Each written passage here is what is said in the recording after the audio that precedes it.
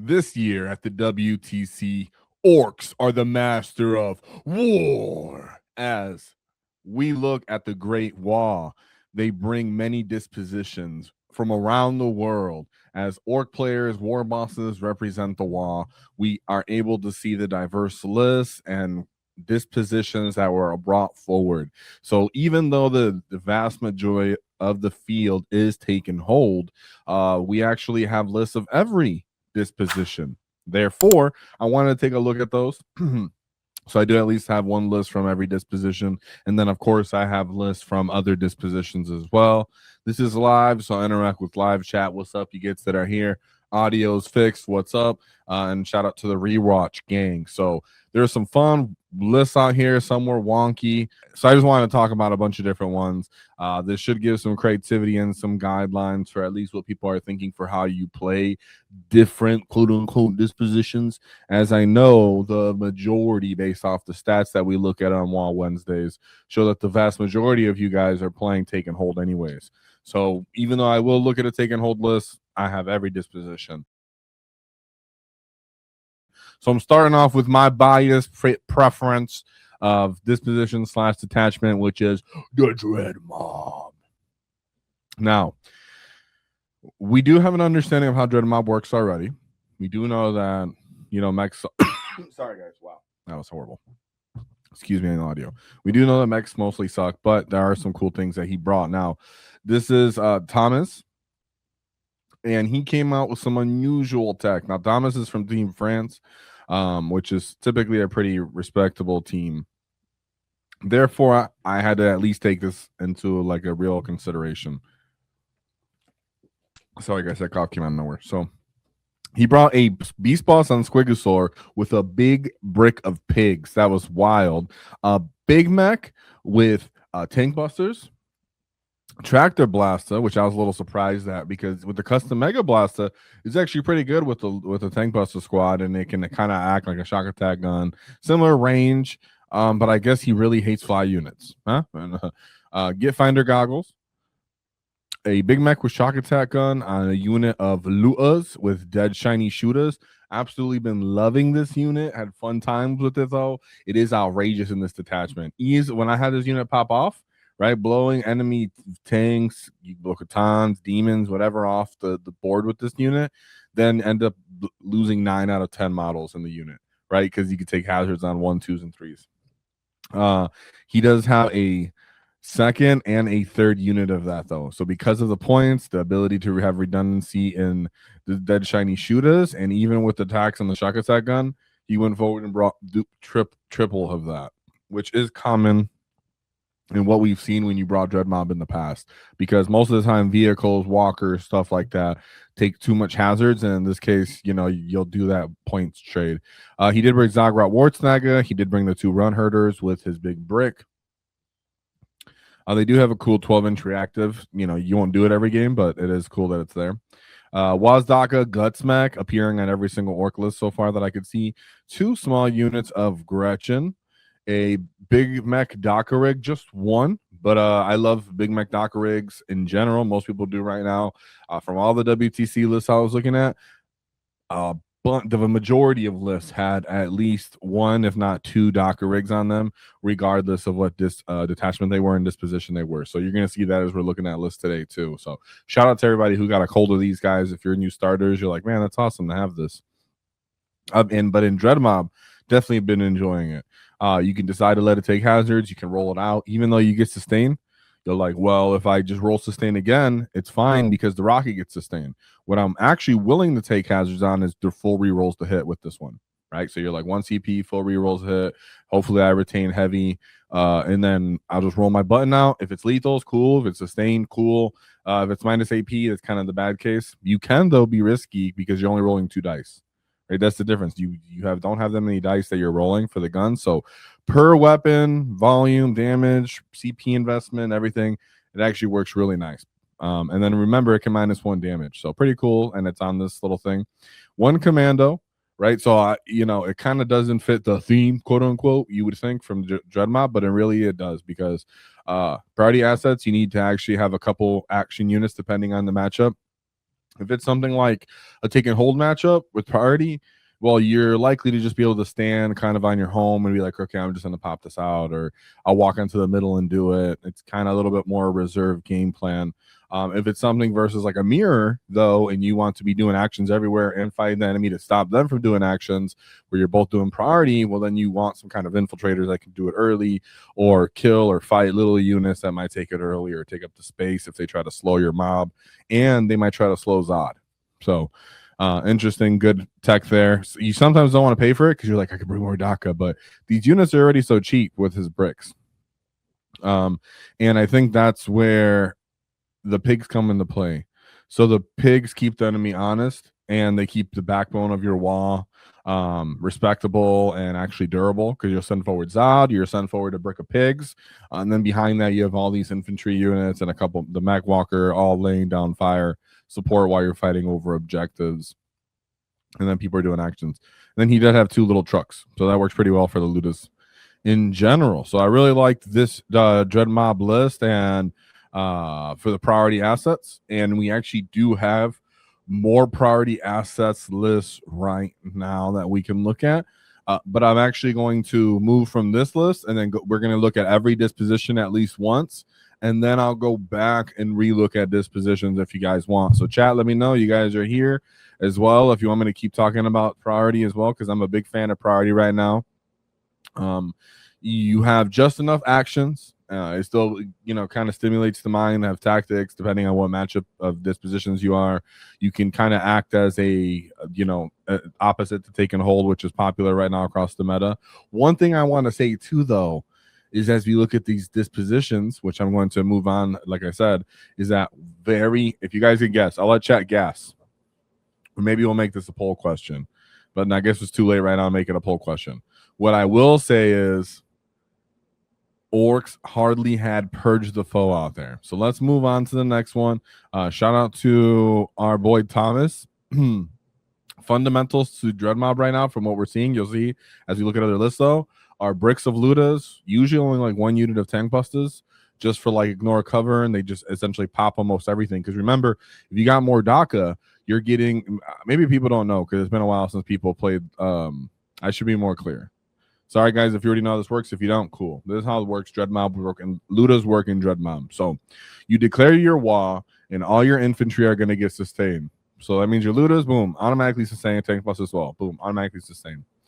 Then you're going to have the button. You, at this point, because you don't mind taking some hazardous, I guess, because you're a psycho git, you're going to choose lethal. So then you got sustain and lethal on all your Luda guns. You got rapid fire because you're within dead shiny shooter range. And then, of course, for the tank buses as well, they're going to probably choose lethal also. And if you're going into something like a Catan or a Demon or a tank that maybe has to throw a 3-up armor save and no armor of contempt access, or maybe you just want to kill them and you're going to, even if they have access to it, you're going to use big shells for bigger gits on your Ludas. So you can get +1 wound, +1 damage. And then you're going to re-roll the entire hit roll. Every 6 on your Luda brick is going to be a sustained and a lethal. And so you're going to just re-roll fish for that, get all those off. And then every single Luda def gun is 3 damage. And then every custom Mega Blaster is D6 +1 damage, on top of the shock attack gun now being D6 +1 damage.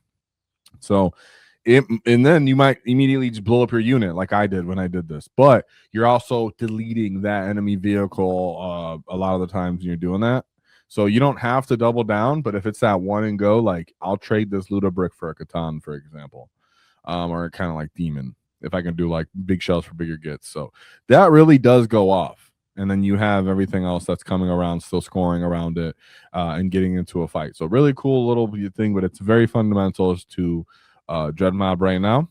Before we jump back into the video, transporting a full Warhammer army, especially an Orc horde, can be a battle in itself. The oTTRPGo large magnetic miniature carrying case is built to carrying armies over 3,000 points with adjustable metal trays to give you room for everything from boys to vehicles and your biggest centerpiece gets. Once your bases are magnetized, your model stays secured to the trays without being packed within foam. And because a massive army gets heavy fast, the case includes a detachable trolley handle and wheels, so you can roll the wall into your local battle. Check it out using my affiliate link in the description. It helps support wall tactics at no additional cost to you. Protect your models, save your backs, and roll into the next call of the wall. Stompa family and 3 babysitters. So here is the list. Also, someone said for war track suppressors, it's -1 to hit roll. It didn't say -1 for shooting. That's I was talking about the custom booster blaster. So the buggy's only for shooting, and then you're right. The war track is just straight -1 to hit at all times. So the difference is the volume at range, in my opinion, for the custom booster blaster, but it still works because anyway, stuff that far away from you is going to be at range anyway, so who cares? And then the ward track is when people are starting to move in and make their moves on you. You can run up with the ward track, give them -1 to hit, set them up to be weak on the counter punch. And remember, guys, the counter punch can also be interested in, can be set up for, well, I'm going to -1 to hit that Terminator unit, the Blade Guard unit, the Vitrix unit, that Deathwing Knight, whatever, right? Some kind of combat unit. You're going to make it -1 to hit. You're going to run up to your ward track. You're going to declare the wall. You're going to run into a bunch of different targets, and maybe someone has to decide they're going to have to do an interrupt, right? You're like, I really have to let this gas unit go first, or the Smiles unit go first, whatever. You know, because you -1 that other enemy target, and your unit wasn't oath because it's not a priority and unit to your enemy, well, you might just say, okay, fine, I'll let you interrupt over there, but -1 to hit, right? So ward track, you can kind of think ahead sometimes on that. So I'm glad you brought that up, because you're right. The fact that the last person brought up that he brought that on the recon list. Where was that? Right here in this one on the recon list, where he brought wasn't recon, was it? Was it recon? Which one was that? Oh, I think it was Cult of Speed. Yeah, it was Cult of Speed. Where he brought custom booster blaster and a war track right here. It's like this one's for maybe early game, and then this one's for the go turn game, right? It's a good way to look at that. So I was trying to point that out. So thanks, I'm glad that you brought that up so we could talk about that. But yeah, that's my opinion, at least from what I was seeing. So it's a cool tech piece. And then I lost my Stompa list. Where is it? Here it is. All right, so here we are with the crazy Stompa list, where it's Stompa family and 3 babysitters. So let's take a look. It's Zagrot Warsnagga, Let's Go, Dirty Mike and the Boys, a big brick of Gretchen, and then they have Dead Shiny Shooters. Not to be slept on the go turn, they get sustain. Then if they're close enough to you, they get 2 shots each with sustain, hitting on 3s, because they're Gretchen. They normally hit on 4s, but then Zod gives them +1, so they'll be 3s. So they're possibly deadly, right? You can maybe use a strat on them, maybe an AP, who knows? Some kind of crazy stuff happens here. 2 baby mechs, you know what they're doing. 1, 2, 3, 4, 5 units of bricks of Gretchen. 1 has Dead Shiny Shooters, but none of these units have the run herders as their leaders.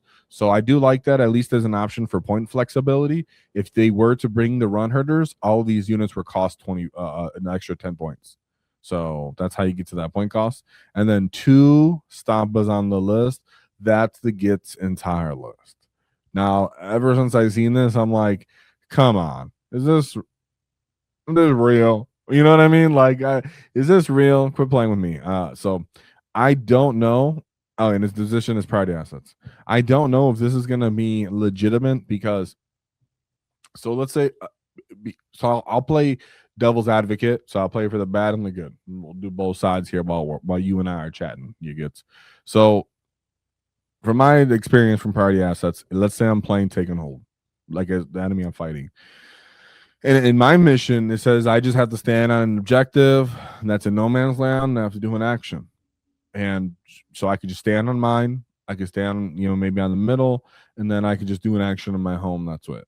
And then the take and hold player, he has to stand on more than me to get the additional points for his cards, the stipulation. Therefore, a lot of the time, the take and hold players like, well, I have to go get you now and push you off the center.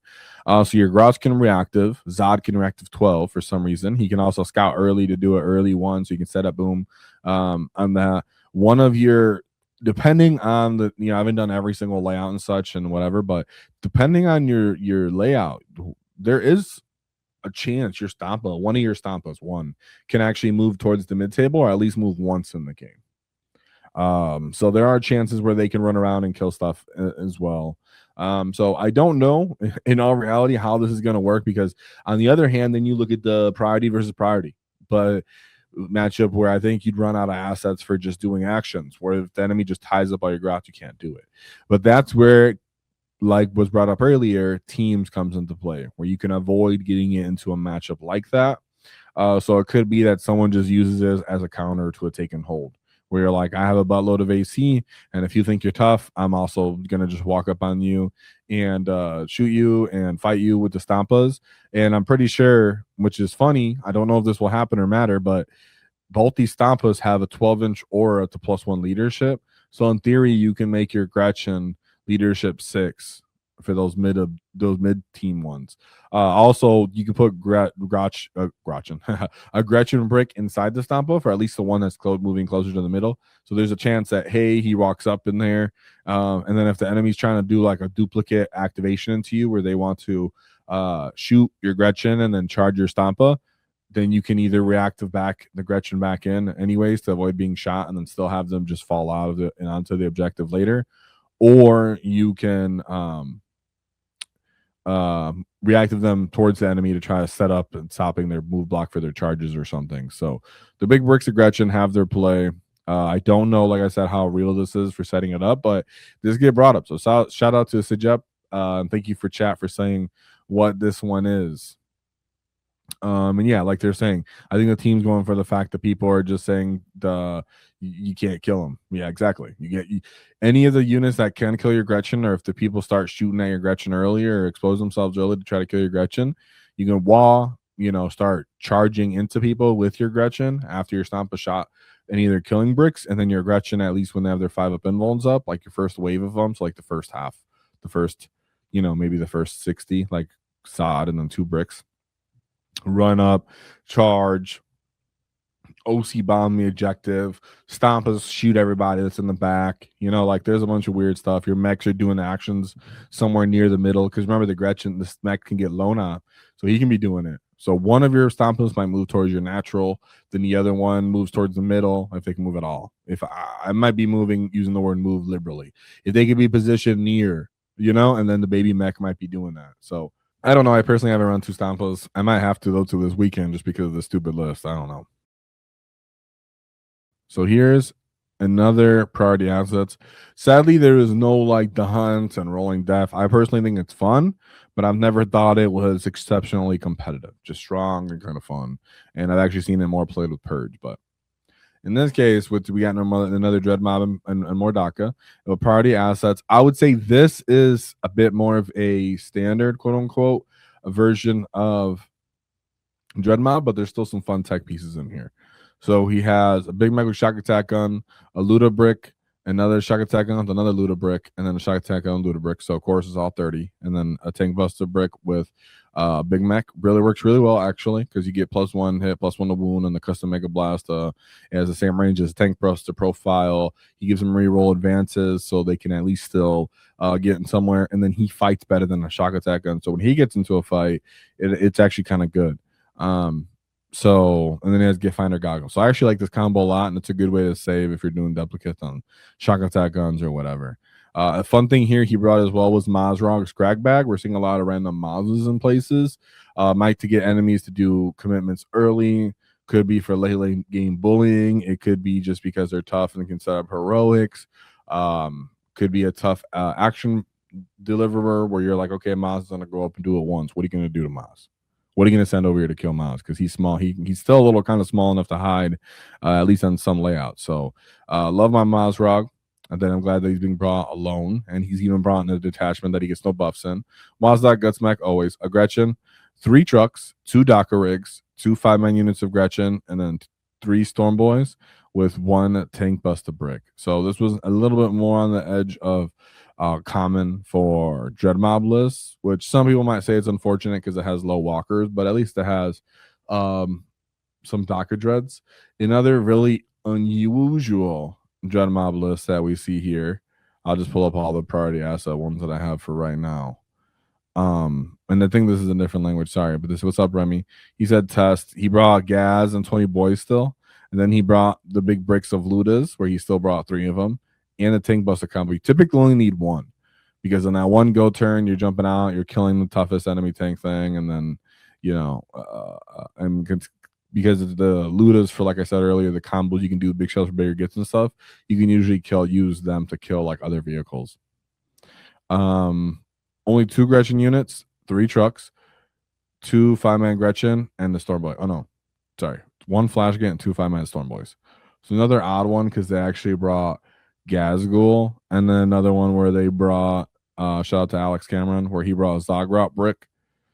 Still more bricks of Ludas, as always. WAAAGH, 3 Gretchen, 3 trucks, and then triple Docker rigs. I really like Docker rigs in Dreadmob because I've actually enjoyed the -1 damage that comes into play, but also just what they can do when you give them rerolls to hit.